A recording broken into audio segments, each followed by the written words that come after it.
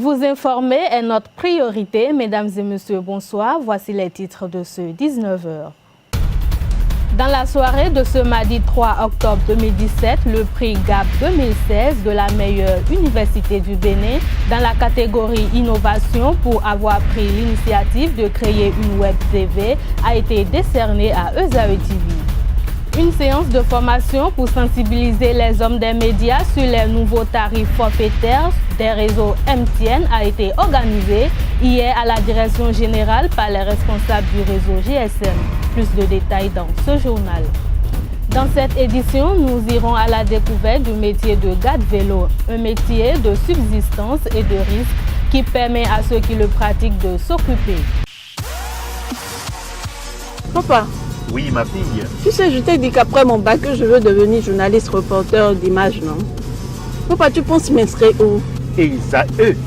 ESAE, papa. Waouh! Maman, maintenant que j'ai eu le bac, je veux faire les finances et trésors. Tu comptes m'inscrire où? ESAE, mon fils. ESAE? Oui, maman! Papa, Oui. tu sais qu'après mon bac, je veux être diplomate, non? Et tu comptes m'inscrire dans quelle université? Mais ESAE, naturellement. ESAE? À ESAE, vous êtes bien formé dans les filières comme administration du travail et de la sécurité sociale, administration générale et territoriale, administration des impôts, gestion des marchés publics, planification et développement local, droit et sciences politiques, sciences économiques et de gestion. ESAE, c'est aussi sa télé numérique ESAE TV et son journal L'Informateur. ESAE, c'est à Bédjoumédé, 3e rue après le carrefour 16 ampoules allant à Jericho. Numéro de téléphone 98 98 14 00 96 80 55 11 90 93 65 21.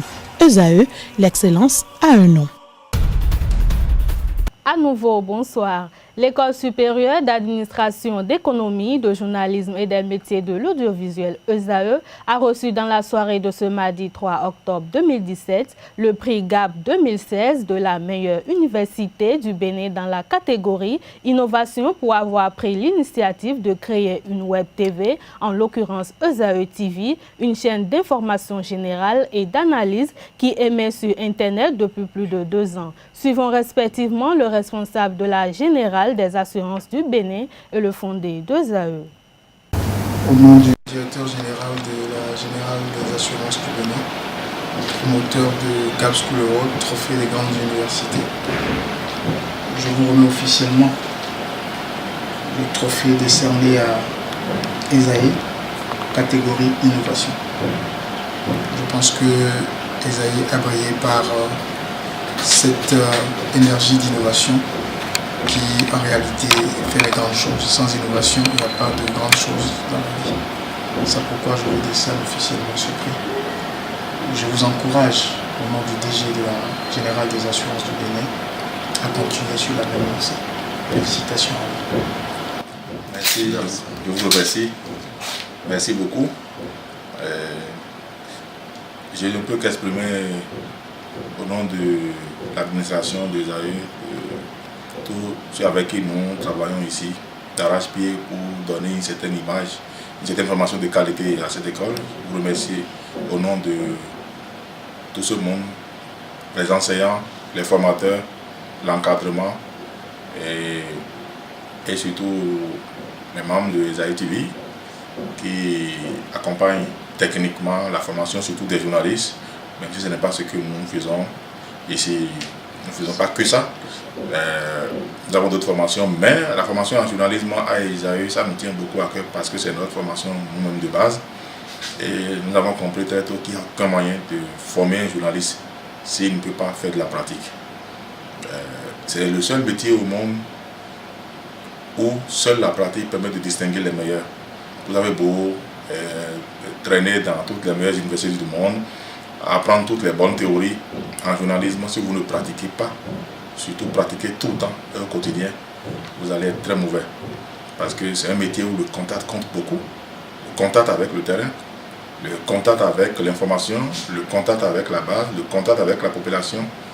Vous devez être en permanence en contact avec la réalité des choses que vous devez transmettre au peuple qui a soif de savoir, qui a soif de connaissance, qui a soif de l'information.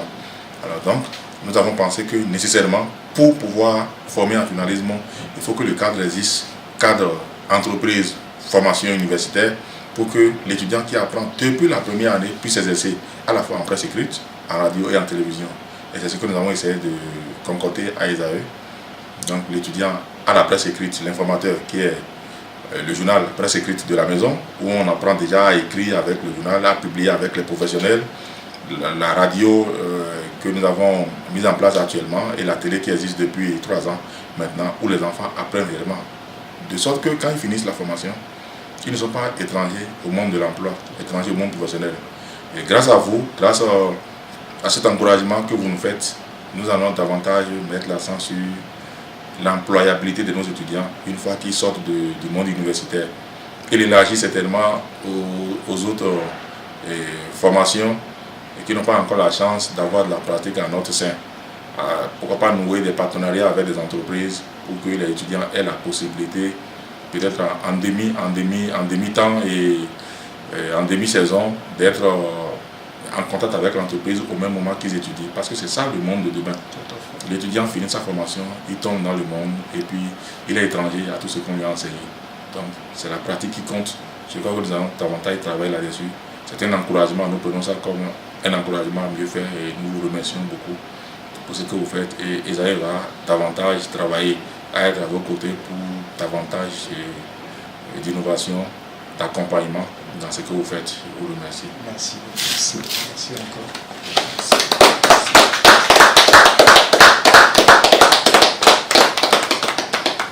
Suite aux multiples plaintes des abonnés du réseau GSM MTN, les responsables du réseau ont organisé dans la soirée d'hier une séance de formation pour sensibiliser les hommes des médias sur les nouveaux tarifs forfaitaires. MTN a également proposé d'autres approches de solutions pour mettre un terme au désagrément qu'il a causé. On écoute Franck Adjo Moumouni, chef service particulier de MTN pour plus d'explications.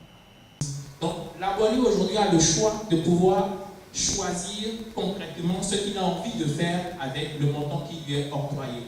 Donc, avec 500 francs, vous bénéficiez aujourd'hui de 1700 francs, contre 1000 francs auparavant. Et avec 1000 francs, vous bénéficiez aujourd'hui de 3750 francs, contre 2250 francs précédemment. Donc ces forfaits sont utilisables pour celui de 200 francs de 6h à 18h et de 23h à 0h. Et ceux de 500 francs et de 1000 francs sont utilisables de 0h à 23h59. L'autre nouveauté qu'on a insérée dans ce forfait-là, c'est qu'il vous donne aujourd'hui la possibilité de cumuler le montant restant. Beaucoup se plaignaient entre-temps du fait que lorsque je ne finis pas de consommer, par exemple, un forfait, qu'est-ce qui se passe? Quand il sonne l'heure, MTN écrase tout le reste. Les gens considéraient ça comme du vol. Nous avons pris la résolution aujourd'hui de dire, même si cela reste sur ton compte, par exemple, je suppose que tu as activé un forfait aujourd'hui et qu'il te reste 200 francs ou 300 francs sur ton compte, le lendemain, dès que tu actives un autre forfait, nous reconduisons le montant restant sur le forfait que tu as activé pour te permettre justement de pouvoir bénéficier intégralement de ce que tu as acheté. Ici, dans le cas d'espèces, je tiens juste à faire une petite précision. Cet avantage est appliqué sur les forfaits à partir de 500 francs. Donc, lorsque vous activez un forfait maxi aujourd'hui et que vous avez 800 francs et que en fin de journée, il vous reste peut-être 400 francs, le lendemain, si vous activez un forfait maxi de 500 francs, on reconduit les 400 francs restants sur les 1700. Donc, cela vous fera 2100 francs. Lorsque vous activez ce genre de forfait, vous avez la possibilité de pouvoir appeler tous les réseaux au Bénin, pas à l'international, au Bénin uniquement avec ces forfaits-là. Et aussi, les mégas qui sont employés à l'intérieur de ces forfaits-là vous permettent de faire tout type de trafic, c'est-à-dire vous pouvez appeler, en faire du WhatsApp, du Snapchat, tout ce que vous souhaitez, ce qui n'était pas le cas dans les forfaits initiaux. La composition de la Commission nationale de supervision du recensement administratif à vocation d'identification de la population CNS-RAVIP suscite une polémique au sein de l'opinion publique nationale. Pour bon nombre d'observateurs de la vie politique nationale, cette commission n'est pas composé de façon équitable de toutes les forces vives de la nation, vu les défis qui lui sont imposés à relever. À cet effet, je vous invite à suivre les impressions du député à l'Assemblée nationale, Valentin Djenotin, sur la composition de cette commission et la mission qui lui est assignée. En réalité, il y a 2 membres de la minorité parlementaire dans ce groupe. Il y a Issoufou, qui est de la minorité parlementaire. Il y a également l'honorable Deyi, qui est de la minorité parlementaire. Et par rapport au nombre global, ça paraît effectivement infime, étant entendu que le mode qui avait été retenu, c'était de donner un membre par groupe parlementaire. N'ayant que 2 groupes parlementaires, on ne pouvait avoir que 2 représentants au sein donc de cette institution. Apparemment, on aurait pu dire qu'il fallait peut-être une parité. Ce n'est pas ça qui a été retenu. Mais lorsque nous voyons effectivement la composition, il y a une représentation écrasante, peut-être du gouvernement, même si de part et d'autre, c'est le même nombre de députés que du gouvernement. Parce que ceux qui sont les plus nombreux, ce sont les groupes qui appartiennent à la mouvance présidentielle. En plus de ça, si vous prenez tous ceux qui sont au niveau du cabinet du président de la République, ça paraît inquiétant. Ça paraît inquiétant. Et c'est la même perception que le peuple a actuellement. Et le mal encore plus accentué est lorsque nous voyons comment on a habilement cherché à mettre de côté Coste-Lépi qui aurait dû être renouvelé depuis le mois de juillet, vous voyez, alors qu'aucune loi ne l'a abrogé.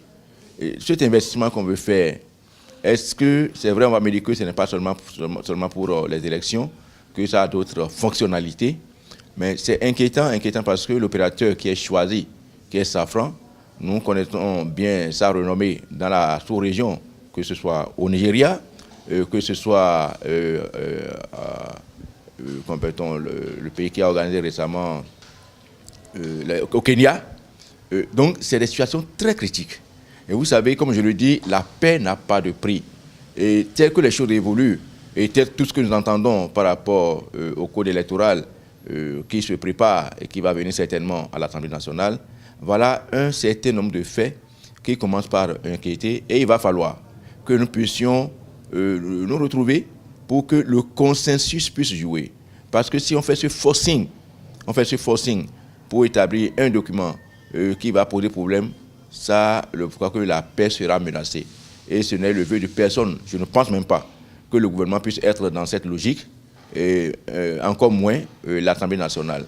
Mais si on pense qu'on a le nombre qu'il faut et qu'on peut faire passer les choses qui n'ont pas pu prospérer peut-être au niveau de la Constitution, on peut faire prospérer ça rapidement par une loi ordinaire, qu'on peut modifier le code électoral comme on veut, parce qu'on tient coûte que coûte à avoir une certaine majorité à l'Assemblée nationale en 2019 et évincer des gens qu'on retrouve aujourd'hui comme opposants, alors que c'est ceux-là qui travaillent à maintenir la paix dans le pays, qui travaillent à pouvoir éveiller la conscience.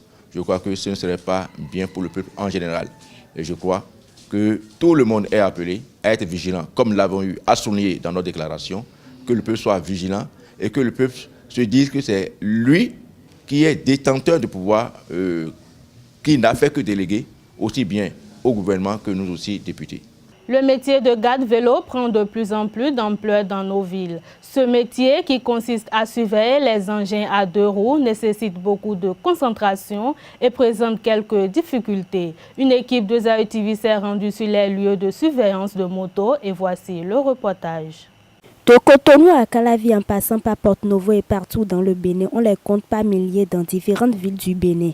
On les retrouve très souvent aux alentours des marchés, églises, hôpitaux qui drainent de monde, notamment de motocycles.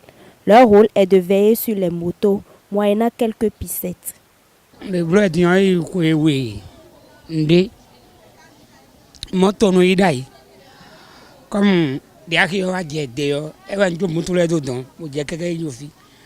Ngai bro di on kekere obudo mi kwa kasi mem budo nkwa asola ka yan wa an ofisi na kweri endo ke an yido de kun uswa an de komo damno de garde vélo consiste à surveiller les motos des usagers. Ces gardiens de moto ont pour mission d'indiquer aux clients l'emplacement adéquat pour garer leur moto afin de les retirer sans gêne. Ils le font en leur remettant un numéro qu'ils présenteront à leur départ moyennant de 50 francs à 100 francs selon les lieux. Ces gardiens de moto s'habillent comme ils veulent et ne payent pas des tasses.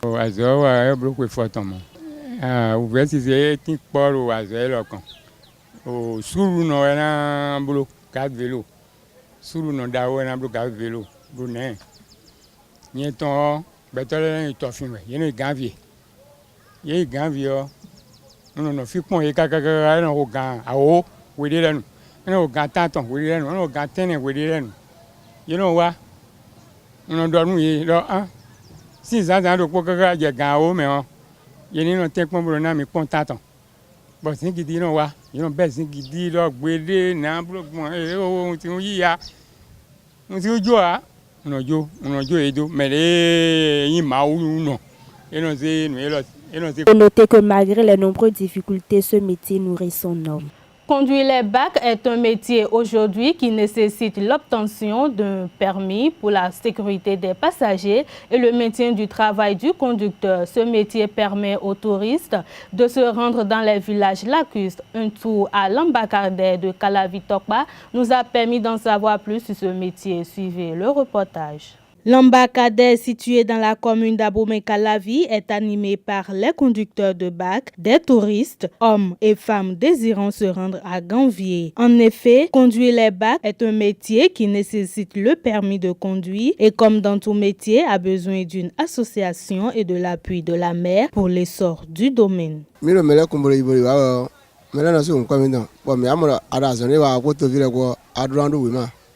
Bon, mais c'est mi temps quoi mais do permis mi temps. Bon là do autorité de no kun ona bon mais ado ben lebi.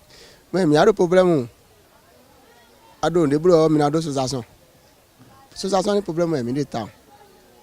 Ama mi o ko ngo blo bon mi do vive to garle ado aso ni wa bo ado association ado play a house de si côté quoi.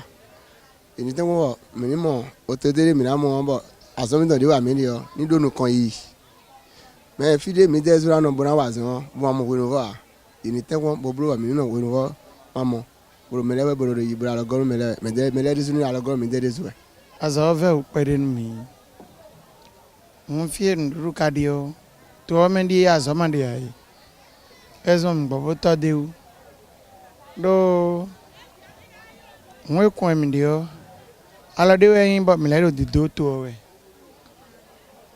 Tanta melegosin lako bona wa emasi bonjo mene e magasi longbon to mene un mejen inabio e gero me bio edo won podo machine po a e wezo bo mi créer la sin tegbero boro bibloe. Les conducteurs de bacs sont confrontés à de multiples problèmes, comme d'ailleurs dans tout métier, ce qui fait baisser leur chiffre d'affaires.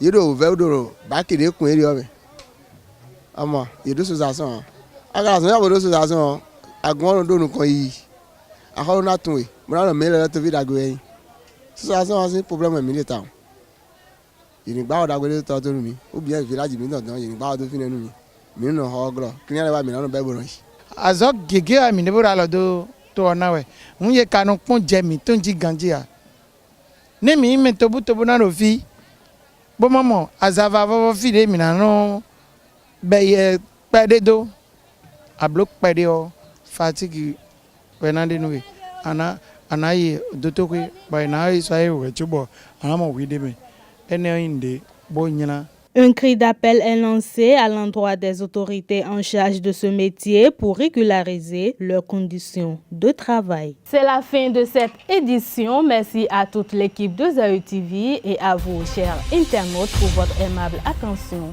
Bonsoir.